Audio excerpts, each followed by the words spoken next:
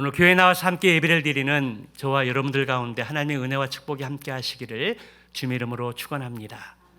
우리가 지난 한 주간 늦은 성령 강림주의를 우리가 지키면서 너희가 믿을 때 성령을 받았느냐, 이러한 주제의 말씀을 함께 나누는 시간들을 가졌습니다. 사랑하는 성도 여러분, 우리가 예수 그리스도를 믿을 때에 여러분도 성령을 받았습니까? 목소리가 좀 작은데요. 사랑하는 성도 여러분, 여러분들이 예수 그리스도를 믿을 때에 정말 성령을 받았습니까? 아멘. 그렇습니다. 아멘입니다. 우리는 예수를 인생의 구주로 모셔드리고 마음속에 받아들이게 될 때 성령의 내주하심을 경험하게 되고, 지금도 우리의 삶 속에 성령님이 우리의 인생들을 이끌어 가시는 줄 믿습니다. 구약시대의 성령은 태초의 천지를 창조하실 때 임재하셨고, 그리고 제사장과 왕과 선지자들, 특정 인물들에게 임재하셔서 그들을 이끌어 가셨습니다.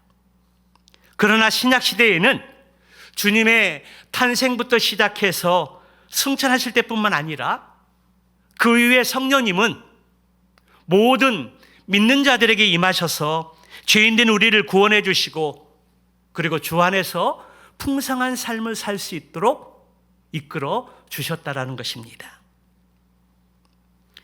구약시대에는 일시적으로 임재하셨지만 신약시대의 성령님은 우리 가운데 영원히 거하시는 줄로 믿습니다. 이러한 성령님의 사역에는 크게 두 가지로 나눌 수 있는데요, 하나는 구원의 사역에 있어서의 성령의 역할입니다. 성령님은 우리에게 복음을 듣게 하시고, 또 그 복음을 통해서 우리가 죄인이라는 것들을 깨닫게 하시고, 우리의 죄를 회개하여 우리를 돌이키게 하시고 새로운 삶을 살 수 있도록 이끌어 가시는 분이 성령님이시라는 것입니다.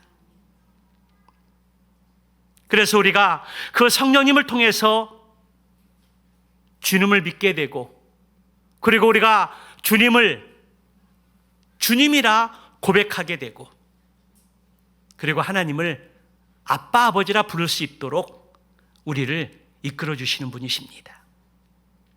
더 나아가서 우리가 침례를 통해서 그리스도의 한 몸을 이루게 하시고, 그리고 더 나아가서 구원의 확신을 심어 주신다는 것입니다. 구원에 있어서 성령님이 그러한 역할로 우리를 이끌어 가십니다.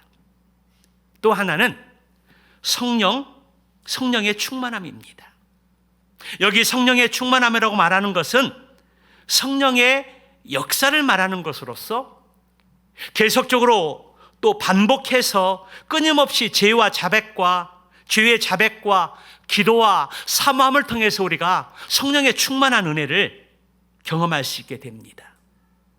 그리고 더 나아가서 우리가 성령의 충만함을 경험하게 되면 우리가 육신을 따라 살지 않고 성령을 따라 살 수 있도록 성령님이 우리의 인생들을 그렇게 이끌어 주신다라는 것입니다.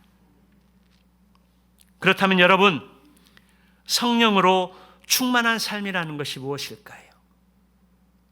오늘 제목이 성령으로 충만한 삶인데, 여러분, 성령의 충만한 삶이 무엇입니까?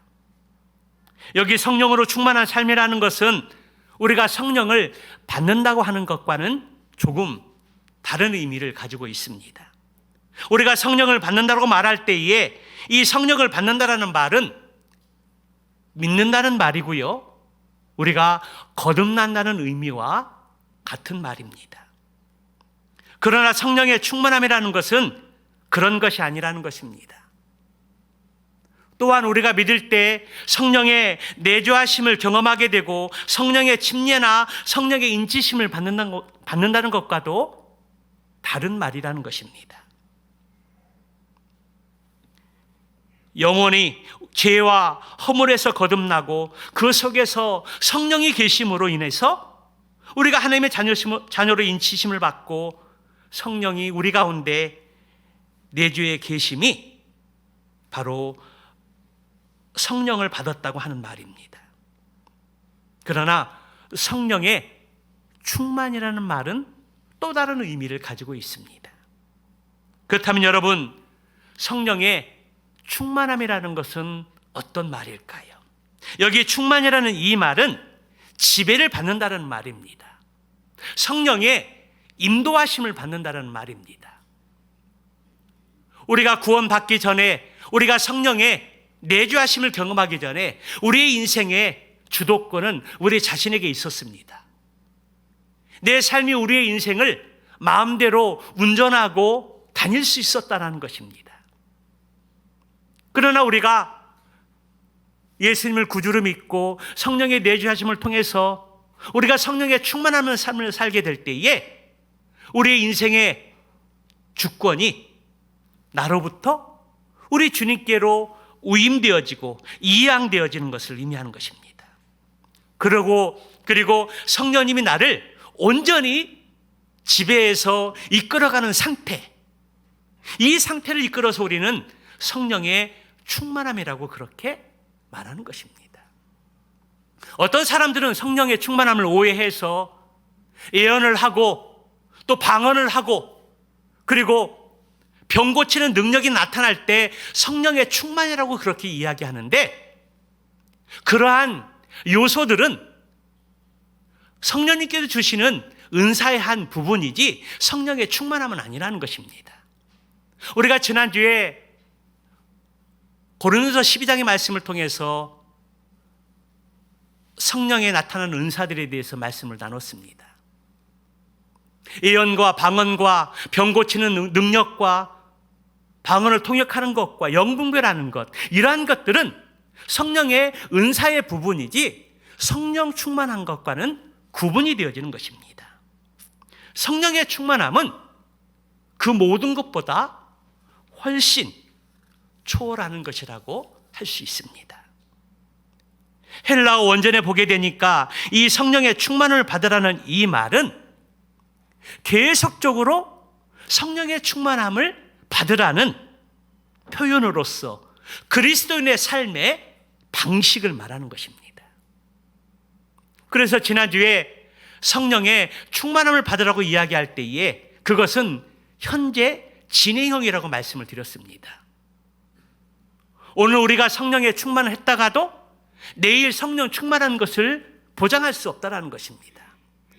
우리가 오늘 성령 충만했으면 우리가 내일 또 하루를 열어가면서 새벽 제단을 쌓아가면서 하나님, 우리에게 성령의 충만함을 부어주시옵소서, 우리의 심령 가운데, 우리의 자녀들 가운데, 우리의 민족 가운데 성령의 충만함을 부어주시옵소서. 성령의 충만함은 계속적으로 우리가 하나님 앞에 구하고 또 하나님께 우리에게 성령의 충만함을 우리의 심령 가운데 부어주실 때 성령 충만한 삶의 생활을 영위할 수 있다는 것입니다. 그렇다면 성령의 충만함을 받는 방법이 무엇일까요? 우리가 어떻게 하면 성령의 충만함을 받고 성령으로 충만한 삶을 살 수 있을까요? 하나는 우리가 성령의 충만함을 받기 위해서 간절히 사모하며 기도해야 합니다.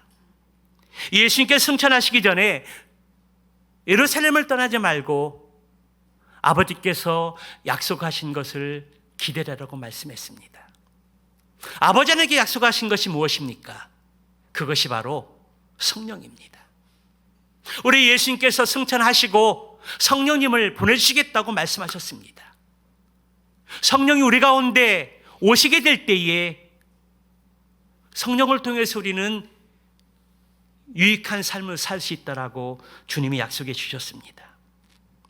제자들은 주님께서 약속하신 성령을 믿고 마가의 다락방에 모여서 성령의 충만함을 얻기 위해서 오로지 기도에 힘쓰는 시간들을 가졌습니다.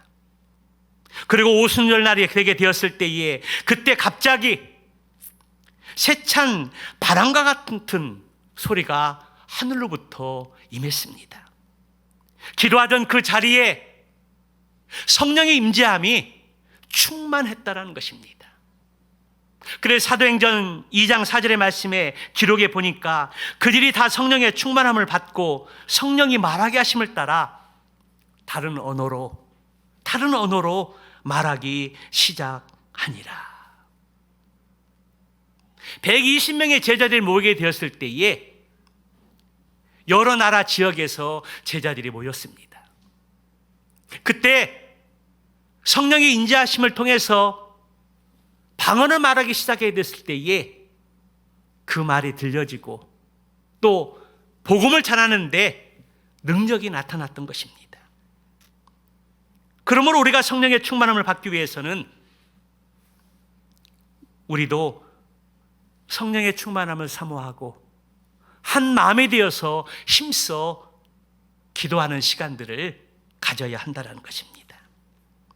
성령의 충만함을 받는 것은 휴대폰 충전과도 같다라는 것입니다. 우리가 휴대폰을 충전할 때 배터리가 100% 되면 만땅이라고 그러는데요, 이 만땅이라는 의미가 바로 충만이라는 것입니다. 그런데 배터리가 100%가 되지 않아도 휴대폰이 충전기에 오래오래 꽂혀 있게 되면 점점 더 충만해지는 것처럼 성령의 충만도 마찬가지라는 것입니다. 우리가 기도에 힘쓰면 힘쓸수록 점점 더 충만함으로 나아가게 되고 꼭 100% 충만이 아니더라도 우리가 그 하나님의 능력을 힘입어서 세상을 이길 수 있는 힘이 생긴다는 것입니다. 그런데 그 반대로 기도하지 않게 되면 우리가 성령님을 근심하는 삶을 살게 됩니다. 성령님 우리 가운데 역사하시고 우리의 삶을 지배하시고 다스리셔야 되는데 우리가 기도하지 않으면 성령의 음성을 들을 수 없게 되고 성령이 우리의 삶 속에서 점점점 소멸되어져 간다라는 것입니다. 그렇게 되면 우리는 영적인 일을 할 수가 없습니다.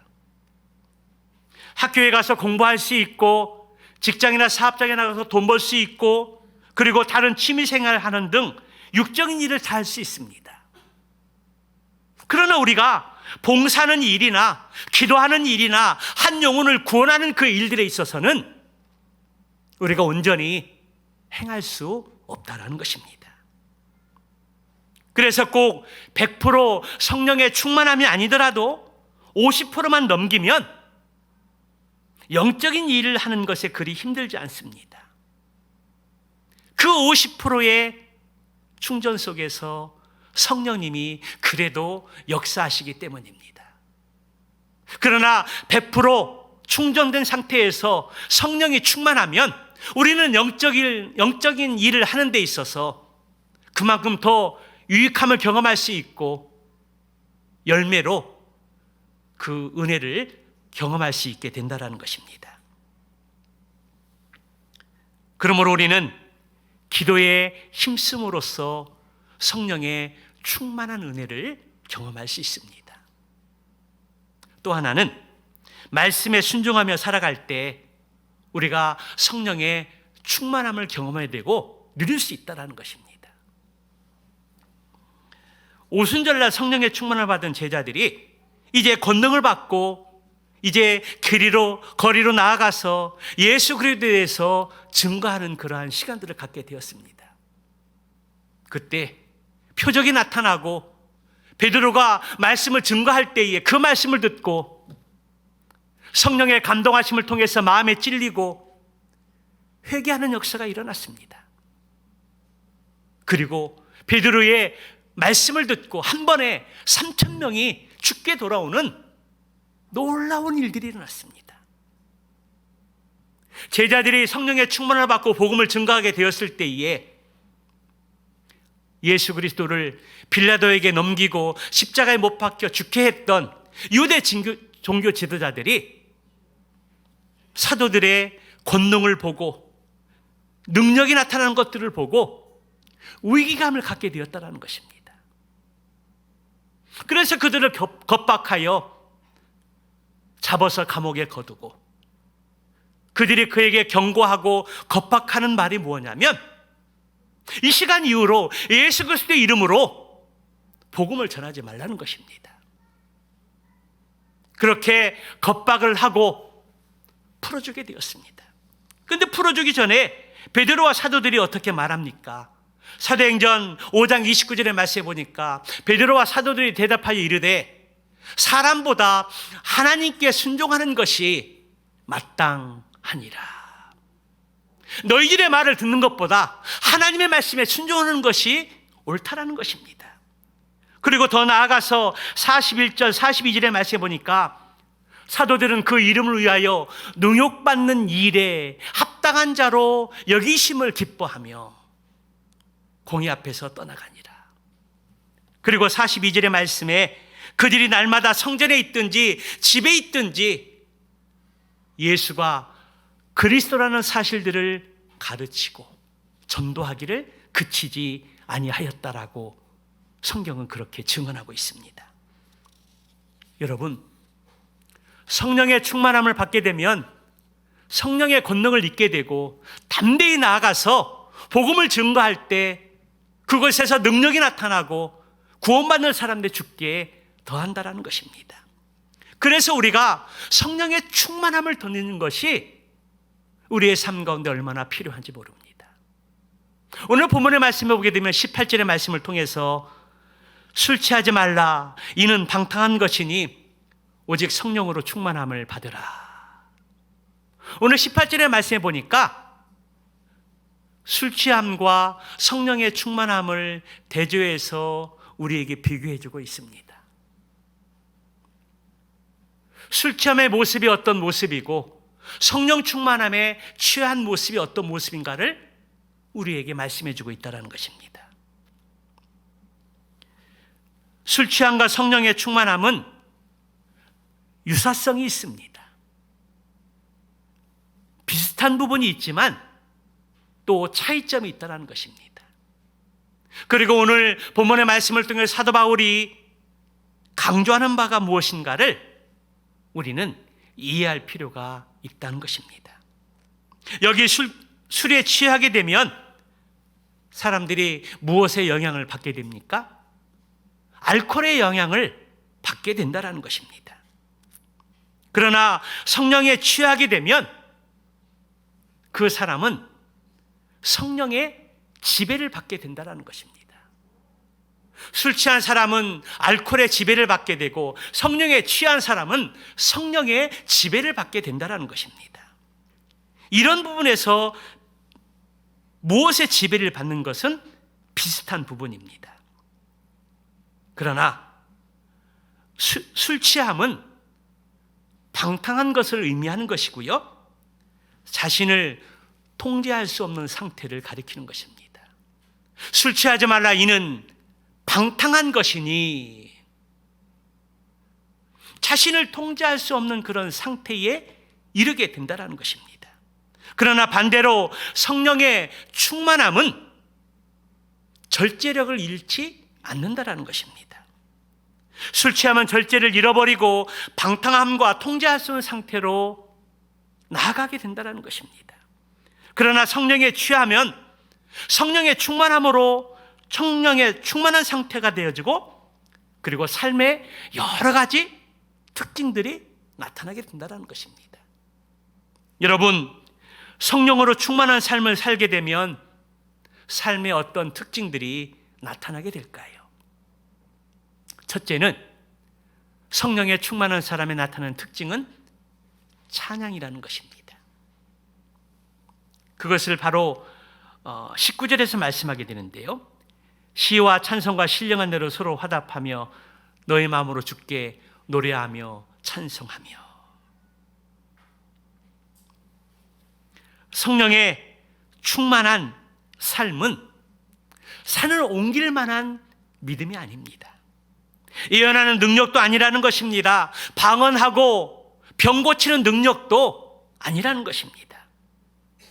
성령의 충만함의 특징은 아주 단순합니다.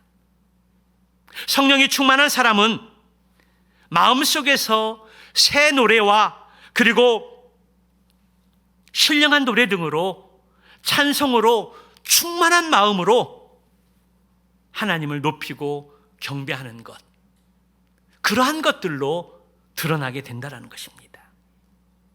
그런데 술 취한 사람은 어떤 형식으로 나타납니까? 노래방 가서 몸을 가누지도 못하고 고래고래 소리를 지르면서 춤추면서 세상적인 노래로 흥을 돋습니다. 그러나 성령 충만한 사람은 그러한 노래를 부르지 않습니다. 새 노래로 하나님께 영광을 돌린다는 것입니다. 신령한 노래를 부른다는 것입니다. 성령 충만한 가운데 마음속에서 우러나오는 그 마음으로 하나님을 경배하고 하나님을 높이며 찬미한다는 것입니다.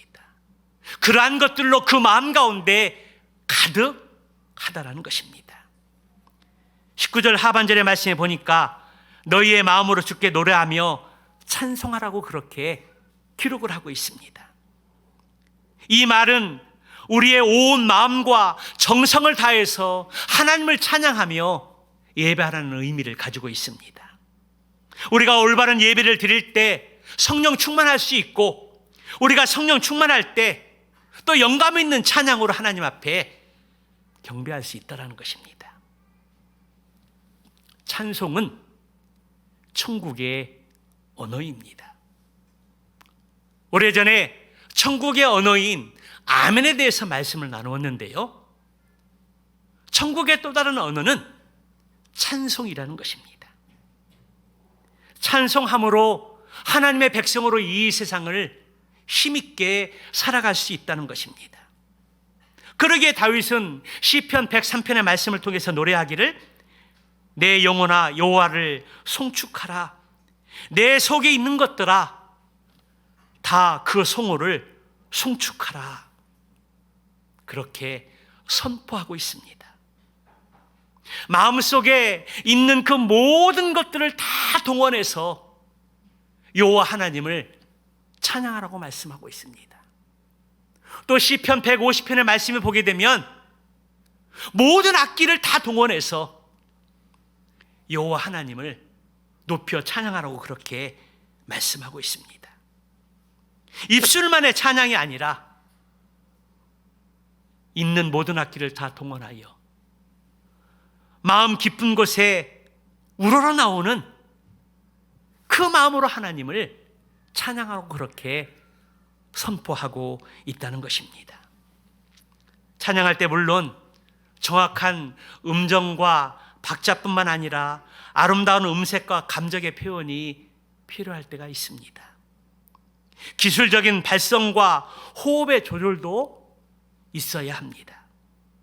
그러나 가장 중요한 것은 찬양을 드리는 그 사람의 마음입니다. 우리가 찬양을 드릴 때 우리의 마음을 활짝 열어놓고 함께 그 찬양에 동참하고 있는지, 그리고 함께 드려지는 그 찬양의 가사 속에서 내 신앙의 고백을 담아서 우리의 마음을 다하여서 하나님을 찬양하고 있는지, 그 마음의 중심이 더 중요하다는 것입니다. 음정 틀려도 괜찮습니다. 박자가 맞지 않아도, 조금 맞지 않아도 괜찮습니다. 좋은 목소리를 가지지 않았어도 괜찮습니다. 정말 우리의 마음속에, 우리의 심령의 마음속에 우리의 마음을 열어놓고 그 가사 속에서 나의 신앙의 고백을 드리면서 나의 모든 것을 드려서 하나님을 찬양하는 그 마음의 중심, 그 마음의 중심을 보시고 하나님은 그 찬양을 기뻐 받으신다는 것입니다. 은혜 받은 마음으로 표현하는 그 노래가 영혼을 움직이는, 하늘나라 보좌를 움직이는 찬양이 될 수 있다는 것입니다. 그래서 여러분들이 예배에 참여하고 찬양을 드릴 때 그런 마음으로 하나님을 찬양할 수 있는 은혜가 있기를 주님으로 축원합니다. 세상에서 지치고 힘들어서,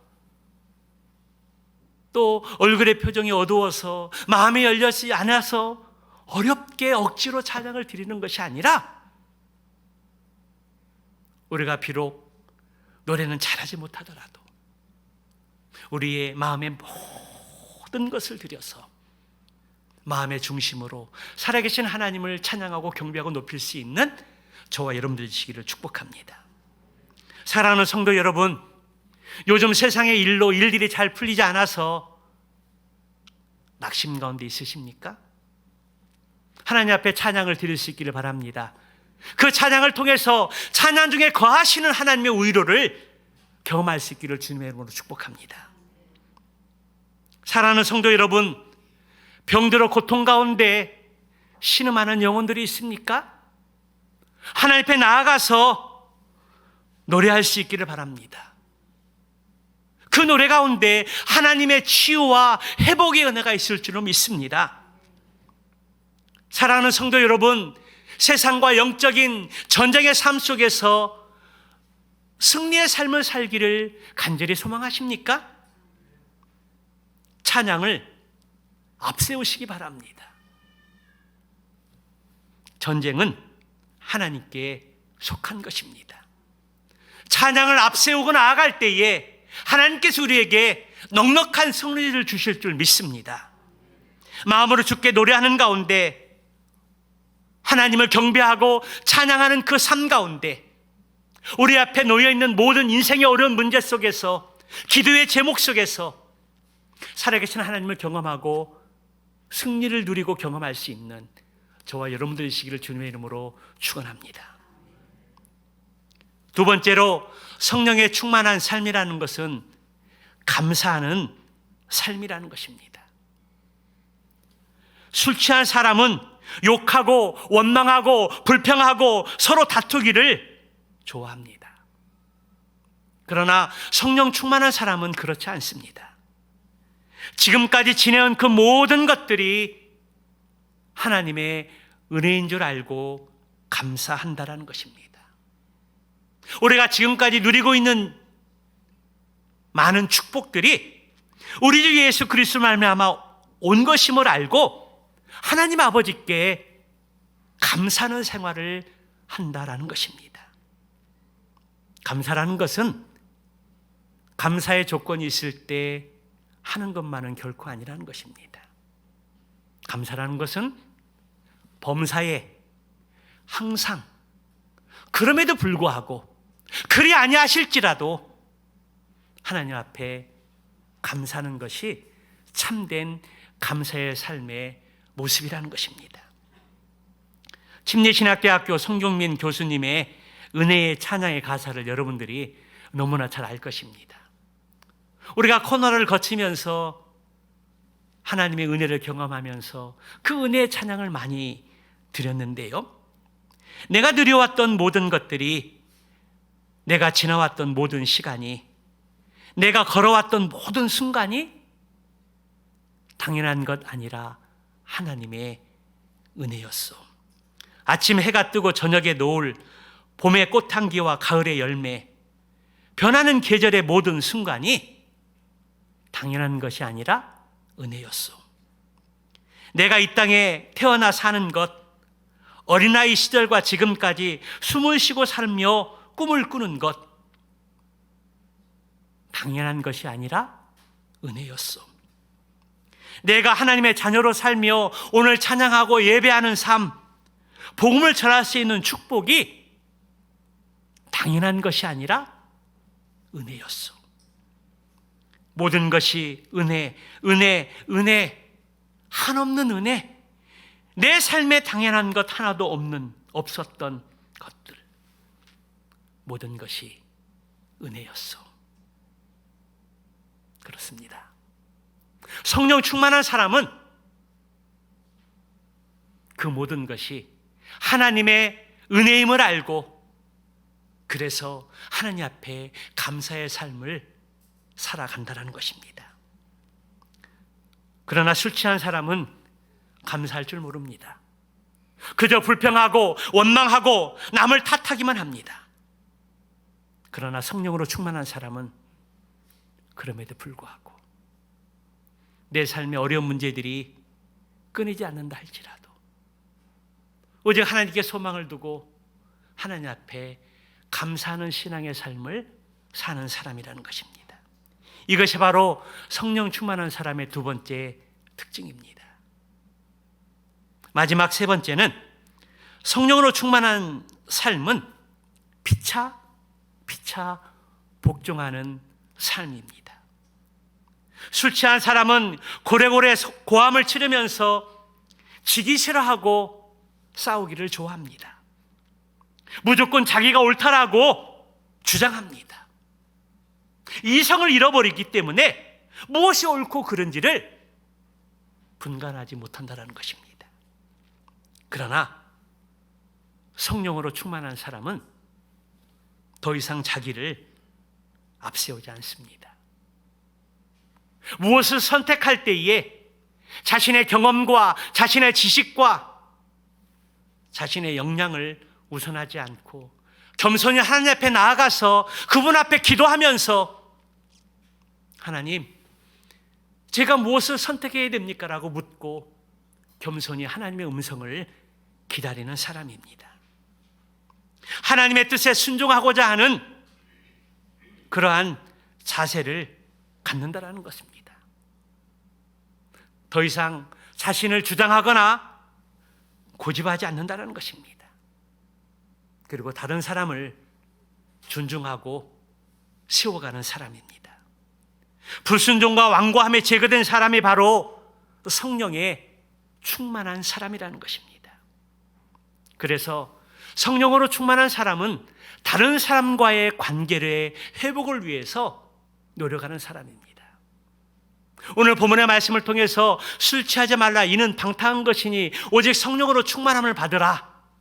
그리고 성령의 충만한 삶에 나타나는 것들이 찬양하는 삶이고, 그리고 감사하는 삶이고, 그리고 복종하는 삶이라고 말씀을 드리면서 22절 이후의 말씀을 통해서 기록하고 있는 말씀이 무엇입니까? 부부관계입니다. 성령이 충만한 사람은 부부관계, 부부 사이를, 그 관계를 회복하는 데 먼저 손을 내미는 사람이라는 것입니다. 그리고 더 나아가서 부모와 자녀의 관계 속에서도 선한 영향력을 끼치고 그 관계를 아름답게 세워가는 사람이라는 것입니다. 그리고 더 나아가서 직장의 상하 관계 속에서도 복종하는 사람이 성령에 충만한 사람이라는 것입니다. 그리고 더 나아가서 사람과의 관계 속에서, 이웃과의 관계 속에서, 성도들과의 관계 속에서 성령 충만한 사람은 관계를 회복하는 데 있어서 먼저 손을 내미는 사람입니다. 내가 성령 충만하냐, 성령 충만하지 않느냐, 그 사람의 찬양하는 삶이 있느냐, 그리고 범사에 감사하는 삶이 있느냐, 그리고 더 나아가서 하나님 아버지 그리스도 예수의 이름으로 복종하는 삶을 살고 있느냐, 관계를 회복하는 일에 먼저 손을 내밀고 그 관계 회복을 위해서 노력하는 사람이느냐, 그러한 삶의 특징을 통해서 그 사람이 성령에 충만한 사람이냐 아니냐로 구분할 수 있는 그 기준을 오늘 본문의 말씀을 통해서 우리에게 말씀해 주고 있다는 것입니다.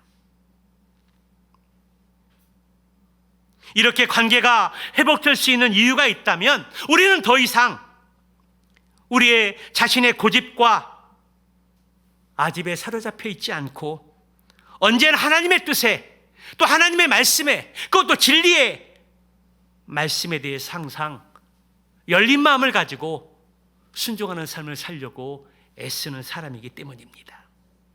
우리 성령님께서 우리에게 자아의 중심적인 자아를 버리게 하시고 말씀 중심, 또 성경 중심, 그리고 예수 그리스도 중심으로 순복하게 하고자 하는 그 자아로 변화시켜주는 은혜가 있기 때문인 줄 믿습니다.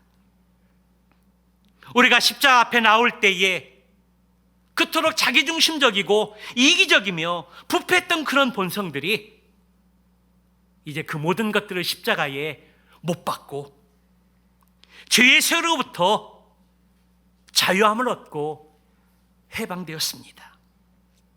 그리고 성령님께서 우리의 삶을 주장하심으로 더 이상 죄의 세력들이 우리를 주장하지 못하고 이제 성령을 따라 행할 수 있도록 이끌어 가시는 인생이 되었다라는 것입니다. 오늘 본문의 말씀을 통해서 그리스도를 경외함으로 피차 복종하라. 이 말씀은 아담의 타락 이후에 상실되었던 에덴의 회복의 첫걸음입니다. 우리의 죄로 말미암아 하나님의 형상이 우리의 삶 가운데 훼손되어졌고 하나님의 의와 거룩함이 우리의 인생 가운데 사라졌습니다. 그러나 그리스도를 경외함으로 피차 복종하라는 이 선언의 말씀은, 이 명령의 말씀은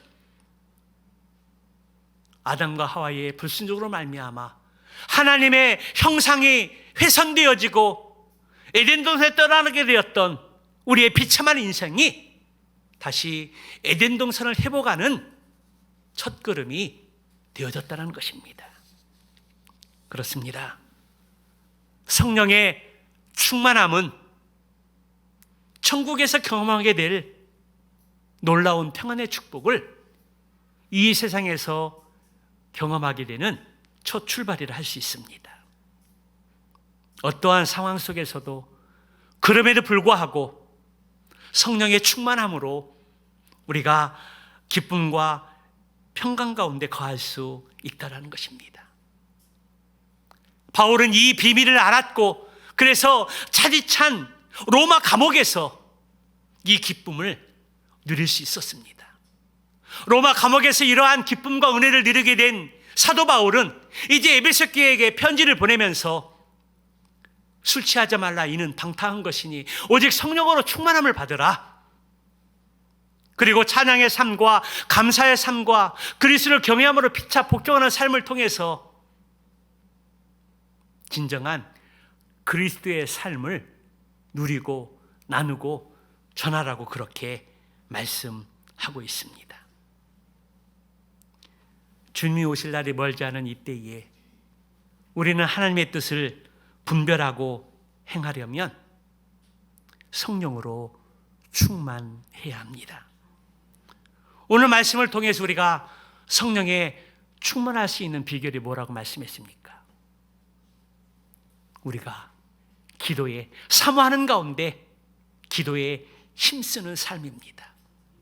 그리고 성령님께서 우리에게 뭐라고 말씀하시든지 우리를 어떻게 이끌어 가시든지 그 하나님의 인도하심 앞에 순종하고 나아가면 우리가 하나님의 능력을 덧입게 되고 이제 성령의 충만함으로 하나님의 사명에 순종하는 삶을 살게 된다는 것입니다.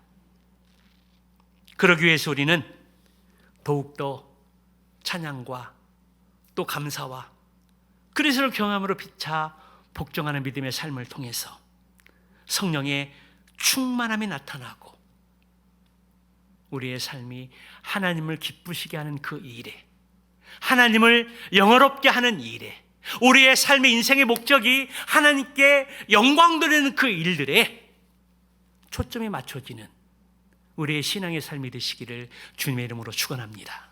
기도하시겠습니다.